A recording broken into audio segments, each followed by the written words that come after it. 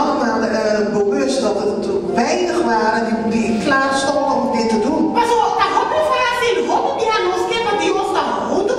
Want het is makkelijk om te wensen dat God bij ons is. Maar dat wij op ons beurt niet bij God willen zijn. Want er is een verschil als God bij ons is. En tussen als wij bij God zijn. Er is een verschil wanneer jij bij iemand bent. En er is een verschil als die persoon ook met jou is. Want iedereen zal begrijpen dat je kunt een verlangen hebben om met iemand te zijn. Maar die persoon die heeft niet hetzelfde verlangen om met jou te zijn. Dus God verwacht niet alleen dat Hij met ons is.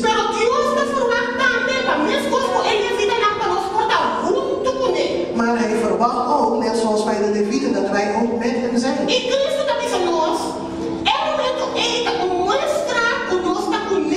En Christus laat ons zien dat dat een bewijs is dat wij met Hem zijn.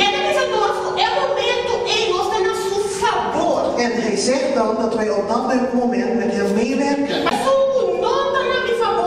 Degene die met mij werkt, die gaat automatisch tegen mij in. Dus Jezus Christus zegt, als het alleen maar God is die met ons is, en wij niet met God zijn, dat betekent automatisch dat wij tegen God ingaan. Het is belangrijk dat wij dit begrijpen.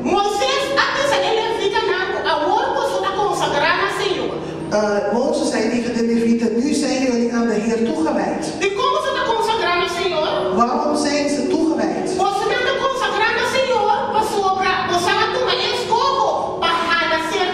Zij zijn toegewijd aan de Heer omdat ze besloten hebben om bij Mozes te zijn.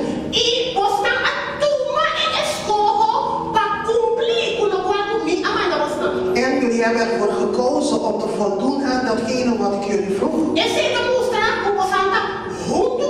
En dat bewijst dat jullie met mij zijn.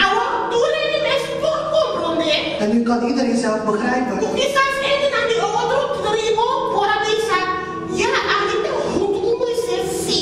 Misschien dachten mensen uit de andere stammen van ja, ik ben ook met Mozes, maar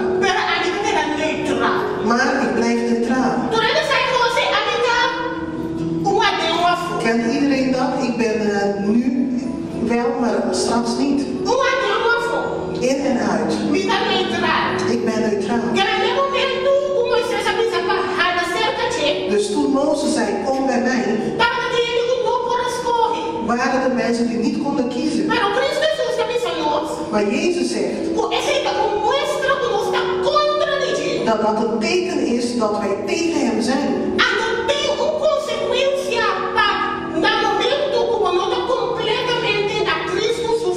En wanneer jij niet met Christus bent, heeft dat gevolgen. Als je niet met Christus bent, heeft dat gevolgen. En Hij zegt, al die mensen zullen dan verdwijnen. Als ze mij niet helpen en meewerken. Want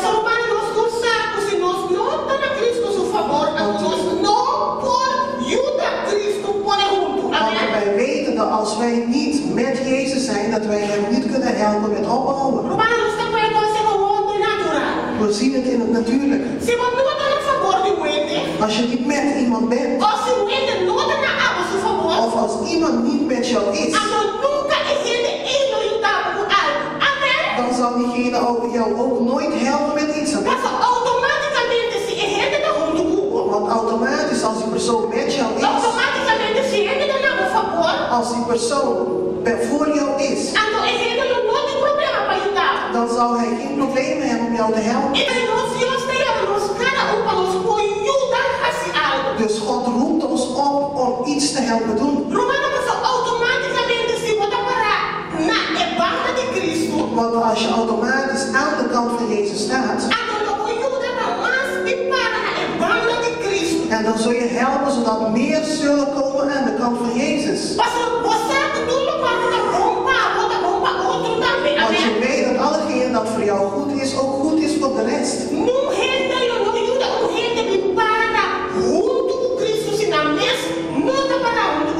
Je zult nooit iemand kunnen helpen om met Jezus te zijn als jij zelf niet met Jezus bent.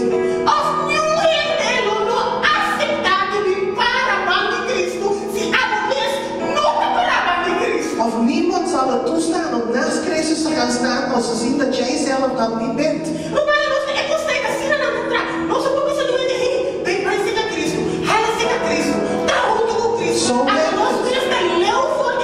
Wij kunnen niet tegen iemand zeggen, kom bij Jezus en jij zelf bent ver weg van Jezus.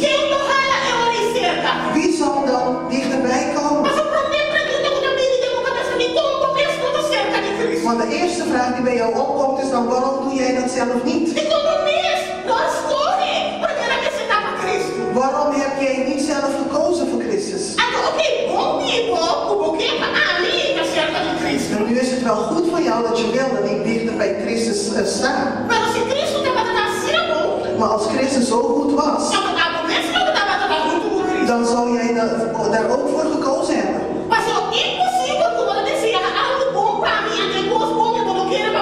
Het is onmogelijk dat je iets goeds voor mij wenst, terwijl je dat zelf niet hebt. Dus als het goed is, dan zou jij als eerste daarvoor gekozen hebben. En daarom zou ik